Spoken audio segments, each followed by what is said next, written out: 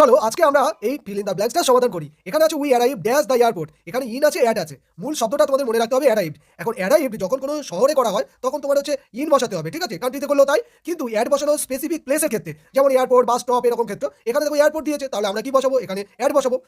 ঠিক একইভাবে পরেরটা তোমরা লক্ষ্য করো, are you angry dash me, তোমার লেখা আছে উইথ আর অ্যাবাউট, এখানে মূল শব্দটা কি? অ্যাংরি। এবারে অ্যাংরি শব্দটা কখন না উইথ কখন যোগ হয় আর অ্যাবাউট কখন যোগ হয় তোমাদেরকে জানতে হবে। দেখো অ্যাংরি যখন আমরা উইথ হিসাবে ব্যবহার করবো তখন কোনো পার্সনকে বোঝানো হবে, আর যখন অ্যাবাউট ব্যবহার করবো তখন কোনো একজন কোনো একটা জিনিস অর্থাৎ সামথিংকে বোঝানো হবে। মি একটা মানুষকে বোঝানো হচ্ছে, তাহলে তোমরা কি করবে? অ্যাংরি উইথ ব্যবহার করবে।